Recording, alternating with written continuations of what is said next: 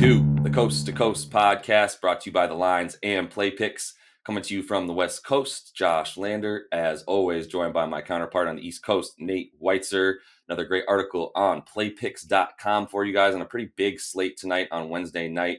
As always, if you do need a FanDuel account or a DraftKings account, head over to fdpicks.com or dkpicks.com. Find all those local listings in your area and stay on us today. We are going to have a gift card opportunity for you guys, so make sure you are liked and subscribed to the page. And jump in those comments. Give us the total that we'll bring to you here in just a minute. And let's jump into those lines for tonight, Nate, on the 24th. Yes, sir. Huge slate. I'll just get right into it. We got Pistons +6 at Pacers. Malcolm Brogdon, game time decision. Celtics are +5 right now at Bucks. We're waiting for word on Giannis Antetokounmpo if he's going to return. Nuggets -2 at the Raptors. The Suns are -10 at Magic. Cavs +6 at Bulls. Hornets -3.5 at Rockets. The Mavs are -8 right now at the Wolves. The Grizzlies -5 at Thunder. The Clippers -6 at Spurs. Nets +10 right now at Utah. And the Hawks are down to -2.5 or -2 at the Kings. That's intriguing. And I know we both also like the little spread for Denver there in Tampa, not Toronto. So that's even easier as they go from Orlando to Tampa. So I'll let you take it away with that game.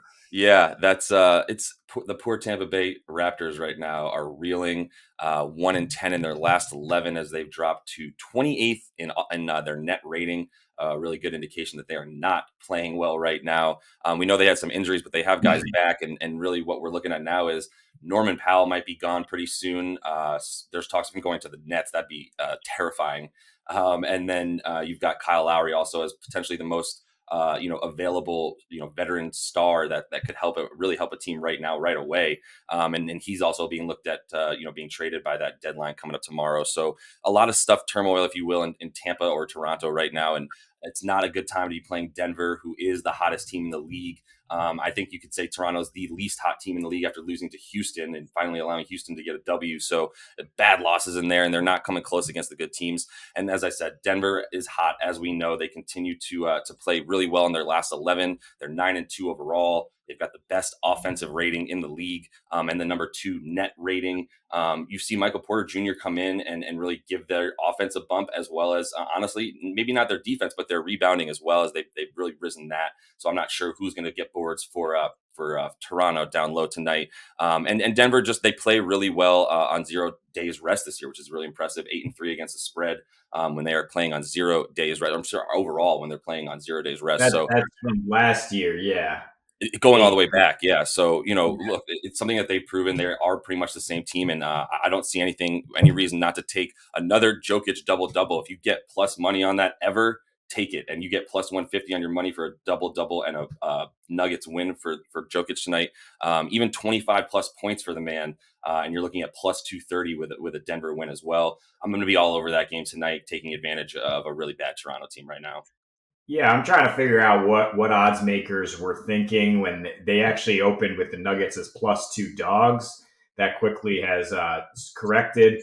I guess they're saying the Nuggets lost their last 2 on back-to-backs, but that was from flying from Memphis to Denver and from Washington to Boston. Tougher matchups there, too. And then, today they just go from Orlando to Tampa. Not a big deal. As you mentioned, they went 8-3 on back-to-backs last year. They're 13-7 straight up against the East this year. They've won 6 straight on the road. And unless Toronto somehow galvanizes around this, I just don't see how it's a positive, thinking, our best player, the heartbeat of our franchise, is about to get traded, and probably traded to an absolute contender, to either Philly or Miami. And so that's pretty much waving the white flag from Masai Ujiri, right? It's just saying, like, okay, we're not competing this year.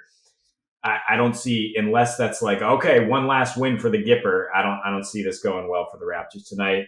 So as you mentioned, the Jokic props and the Michael Porter Jr. bonus on FanDuel are up in plus odds because of this small spread.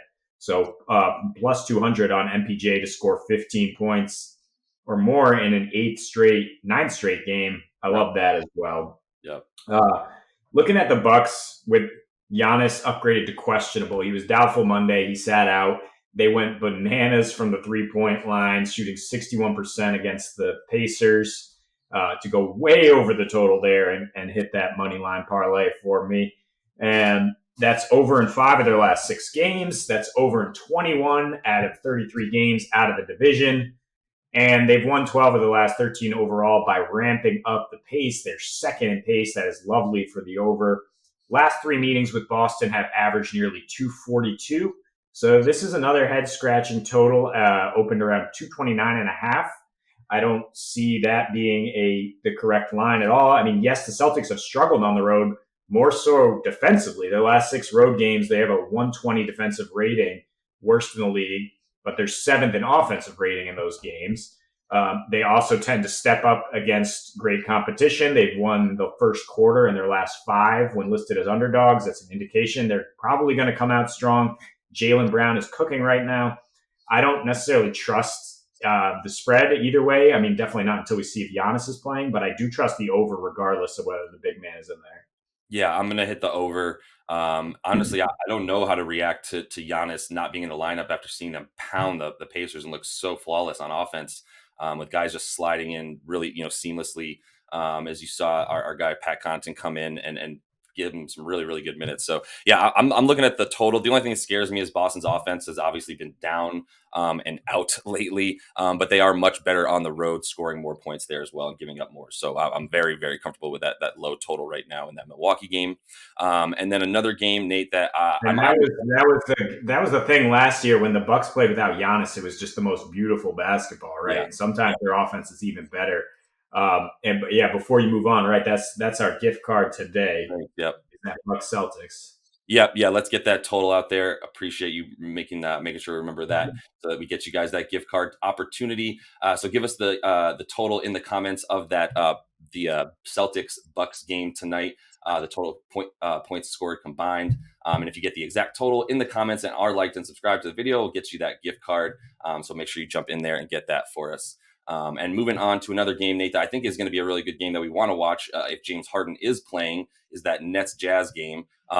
They've got that total really, really high right now. I don't think either of us are scared of it, as we think, we're going to follow the bettors here who seem to think Harden is going to sit tonight after playing last night with a sore neck already and carrying that team to victory with 17 assists against the Blazers. But, I am going to look for this to finally be the moment that we can take advantage of Brooklyn. I was starting to look for some ways to take advantage of Utah struggling, but I think they've righted the ship as they've now won 3 of their last 4. And there's a little bit of a revenge factor here. They got blown out by the Nets 130-96 just a couple of months ago. Right now the Nets without any rest in between games, playing on the second leg of that back-to-back, they are 4-10 against the spread this year. Not a great number as you look for that team to continue to sit their stars when they can going into the playoffs. So looking for Harden to sit, and even if he doesn't, I think you might see them, the Jazz pull away somewhere around halftime into the third quarter, and then really not see Harden play anymore, and that will just be another opportunity for them to pull away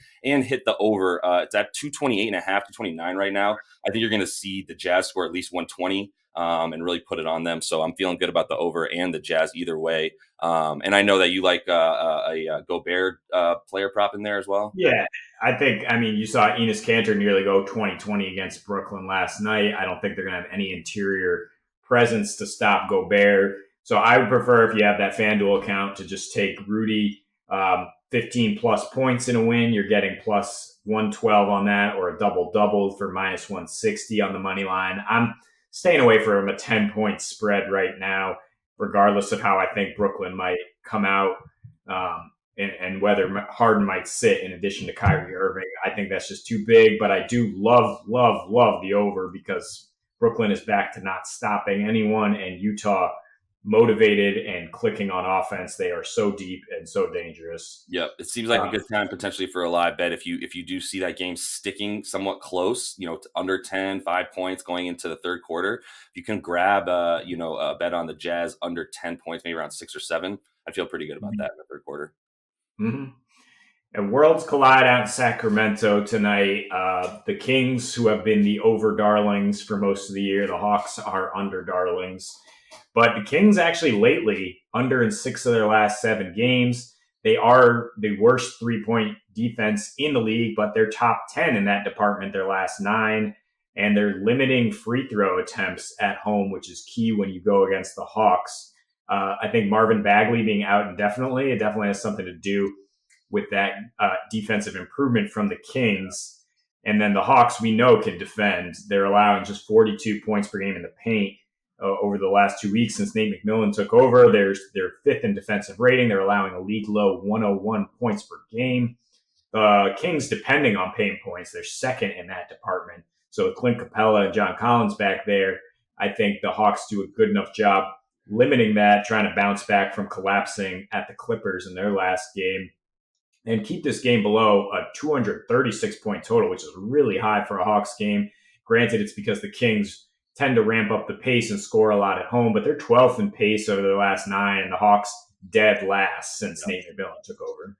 That's Nate McMillan's MO. You remember him with the Pacers and the Blazers in his past. He got some nasty defensive teams there with him, and I think you're finally seeing Atlanta play into that. They didn't really need help on the offensive end. They already have a guy who spreads the floor with a bunch of other shooters and offensive playmakers. Now Danilo stepping up as well recently and finally pulling from 3 really well. So love Atlanta taking advantage of Sacramento, who's also on the downslide. And then just a quick hit here for you, Nate, because I do love the way Luka and the Mavs are playing, and I'd be remiss if we didn't try to at least take a little advantage of them going up against the pithy Timberwolves, who right now are without Malik Beasley indefinitely and continue to look for scoring from really young guys without much of an understanding to their team. Luka, something you can take advantage of him. He's been money from 3 really over his last 15 to 20 games. And at this point, you can get him still plus 200 on the money if you take Luka to make 4 threes with a Dallas win. I don't think they should have any trouble tonight with Memphis, as Dallas's offensive rating has been, number 1 over their last 10, and Minnesota's defensive rating has been near the bottom of the league. So just a little small opportunity there, I think, to sprinkle some money on Luka to hit some threes and have that victory. And then not sure if there's anything in that game or other games that you're looking at from a DFS perspective tonight. Yeah, the Mavs ain't playing around. I like that. I like that pick as well. A couple of revenge games. Kawhi in San Antonio still probably burns somewhere deep inside where he holds his emotions if Where they they are are. there. Yeah. Gotta like that. And also at the small forward position, Jaylen Brown's coming off 5 straight games exceeding value. He tends to ramp it up against Giannis if he's active. And Bogdanovic's revenge in Sacramento, right? He's just 4.2K on FanDuel. That's a great value opportunity. You're going to get great value with TJ McConnell and Jeremy Lamb if Malcolm Brogdon is out. And you're going to get some good value with the Nets. Harden might not sit, but Jeff Green is going to be a little tired at his age. I like Nicholas Claxton. TLC at close to the minimum. And finally, I like Terry Rozier to keep ramping up with LaMelo Ball out. Yes, sir. Scary Terry looking nice. Awesome. That's all the time we have for today for you guys. Remember, we do have that gift card opportunity. If you guess the total points of the Bucks and Celtics tonight, make sure you're liked and subscribed in the video. Jump in those comments for us. And we'll be happy to see who you guys are betting on tonight as well. Having some fun talking to you guys about that stuff. And we'll be back with another show for you guys tomorrow. And as for tonight, happy betting.